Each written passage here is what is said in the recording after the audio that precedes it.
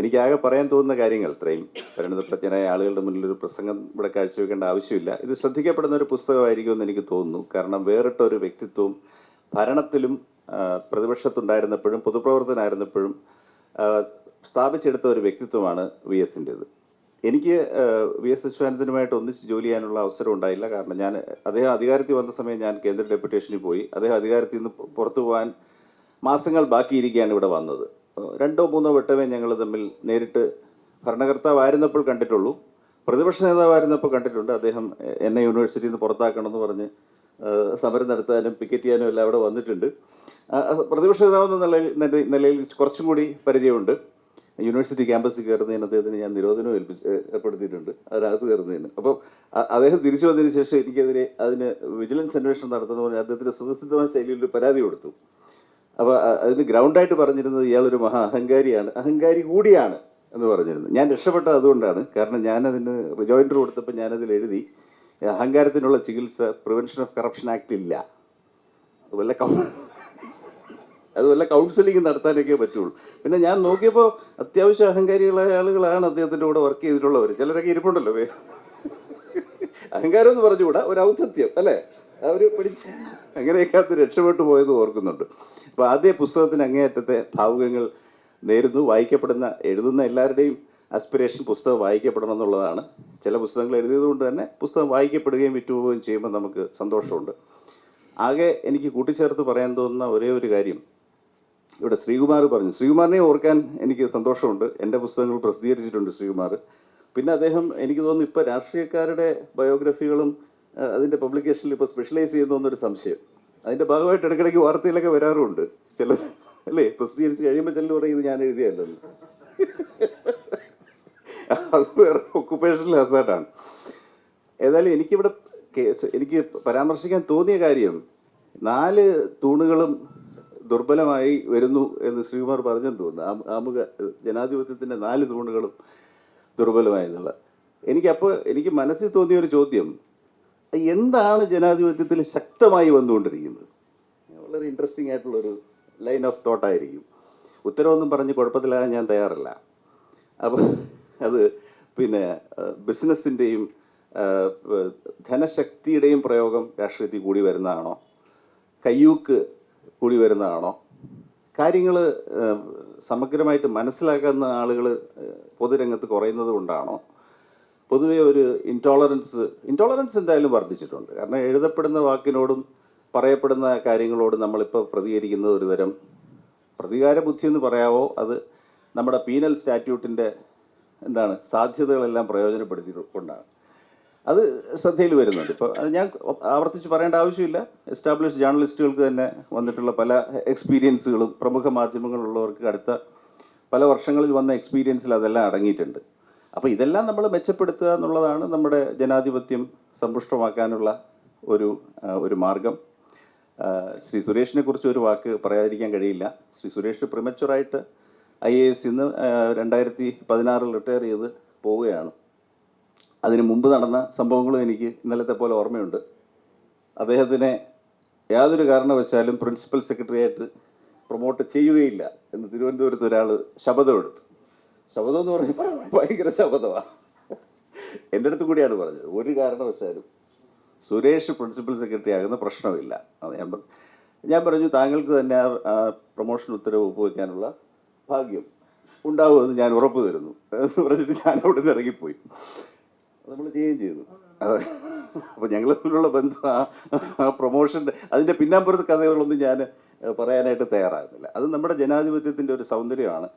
അങ്ങനെ വാശി പിടിച്ച ആ സീനിയർ ഉദ്യോഗസ്ഥൻ, ഞാൻ സുരേഷിൻ്റെ ഒരു മിടുക്ക് വെളിപ്പെടുത്താൻ വേണ്ടി പറയുകയാണ്, അങ്ങനെ വാശി പിടിച്ച കട്ടായം പറഞ്ഞ സ്വകാര്യമായിട്ട് പറഞ്ഞത് വേറൊരു കാര്യമാണ്. ഞാനതിവിടെ പറഞ്ഞൊരു സ്പർദ്ധ ഇപ്പോൾ ഉണ്ടാക്കാൻ തയ്യാറല്ല.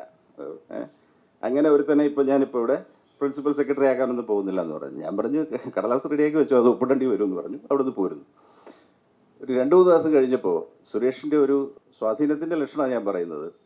ഈ പറഞ്ഞ വ്യക്തി അന്ന് തീർത്തും നിസ്സാരനും അറിയപ്പെടാത്തവനുമായി എൻ്റെ അടുത്തൊരു ദൂതനെ അയക്കുകയാണ്.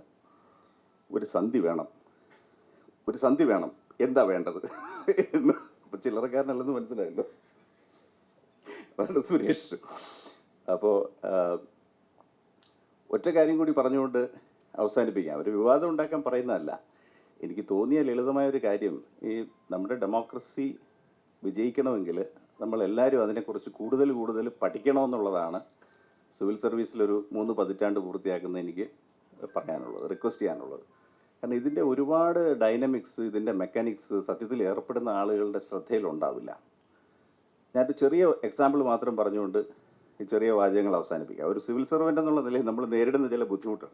ഞാനീ പറയുന്നതിൻ്റെ അർത്ഥം സിവിൽ സർവീസിനെല്ലാം അറിയാവുന്നോ രാഷ്ട്രീയക്കാർക്ക് അറിയില്ലെന്നോ ജുഡീഷ്യറിക്ക് പോരായ്മ ഉണ്ടെന്നൊന്നുമല്ല. ഈ പില്ലേഴ്സിനെ പറ്റി പറഞ്ഞതുകൊണ്ട് ഞാൻ പറയാം, ഈ പില്ലറിൻ്റെ മെക്കാനിക്സും കൂടി മനസ്സിലാക്കാതെ നമുക്കിത് എഫക്റ്റീവ് ആക്കാൻ ഒക്കത്തില്ല. എൻ്റെ തന്നെ ഒരു അനുഭവം പറയാം. ഒരു തിരഞ്ഞെടുക്കപ്പെട്ട് വന്ന ഒരു ഭരണാധികാരിയുമായിട്ട്, പേര് പറയുന്നില്ല, തുടക്കത്തിൽ തന്നെ ഒരു കല്ലുകടി ഉണ്ടായിപ്പോയ ഒരു സംഭവം പറയണം. എത്ര നിസ്സാരമായിട്ടാണ് ഭരണത്തിനകത്ത് സ്പർദ്ധകൾ ഉണ്ടാകുന്നതെന്ന് വ്യക്തമാക്കാൻ വേണ്ടി മാത്രം പറയുകയാണ്. അന്ന് പൊതുഭരണ വകുപ്പിൽ സാധാരണ ഒന്നിലധികം സെക്രട്ടറിമാർ കാണും. ആളുടെയും സമയവും ഒന്നും ഞാൻ പറയാൻ ഉദ്ദേശിക്കുന്നില്ല.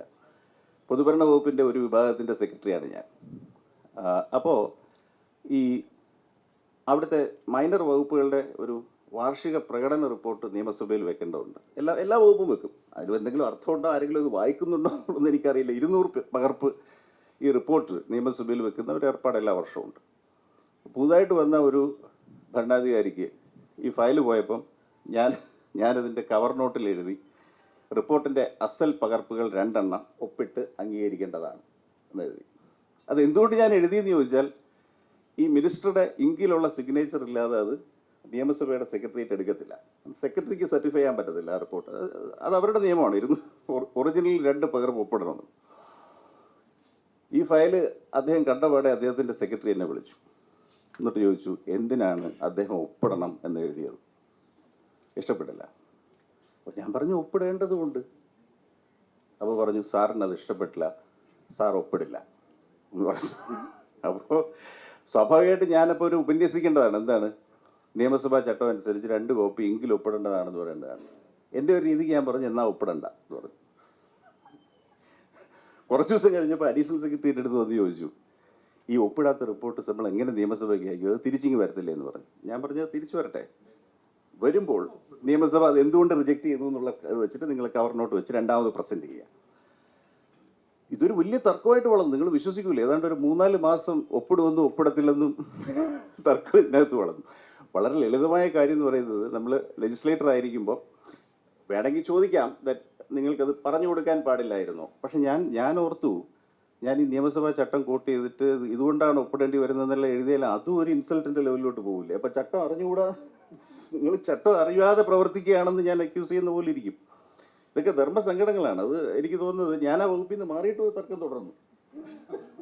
ഒപ്പിടുന്നത് ഞാൻ വേറൊരു മാറിപ്പോയ വകുപ്പിലേക്ക് കുറച്ച് ദിവസം കഴിഞ്ഞപ്പോൾ അഡീഷണൽ സെക്രട്ടറി വിളിച്ചിട്ട് ചോദിച്ച്, അശോകൻ, നിങ്ങൾ എന്തൊരു പ്രശ്നമാണ് ഇവിടെ ഉണ്ടാക്കി വെച്ചിട്ട് പോയിരിക്കുന്നത്, ഈ വകുപ്പിന് പ്രകടന റിപ്പോർട്ട് നിയമസഭയിൽ വെക്കാനായിട്ട് പറ്റുന്നില്ല. അപ്പോൾ ഞാൻ പറഞ്ഞു, you are the right person, you are very patient.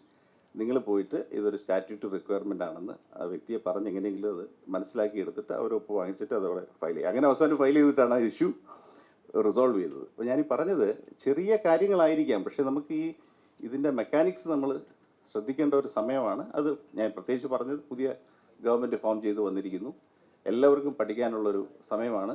അതുകൊണ്ടായില്ല, എന്നാലും അത് പഠിക്കാനും ഇത്തരം രേഖകൾ, ഇപ്പോൾ സുരേഷിൻ്റെ രചന വായിച്ചു പോകുമ്പോൾ എനിക്ക് ഉറപ്പാണ് അവർ ഏർപ്പെട്ട ദൗത്യങ്ങളുടെ നട്ട്സ് ആൻഡ് ബോൾട്സ് അഴിച്ചെടുക്കുമ്പോൾ അത് പുറത്തുനിന്ന് കാണുന്ന പോലെ അത്ര എളുപ്പമൊന്നും ആയിരിക്കത്തില്ല. ഭൂനിയമങ്ങളെല്ലാം അദ്ദേഹത്തെ കുരുക്കിയിട്ടുണ്ടാവാം. അപ്പോൾ ഈ ഒരു അവസരത്തിൽ അദ്ദേഹത്തോടൊപ്പവും എല്ലാവരോടൊപ്പവും പങ്കുചേരാൻ സാധിച്ചതിൽ അങ്ങേയറ്റത്തെ സന്തോഷം മാത്രം പറഞ്ഞുകൊണ്ട് പുസ്തകത്തിന് എല്ലാ ഭാവുകങ്ങളും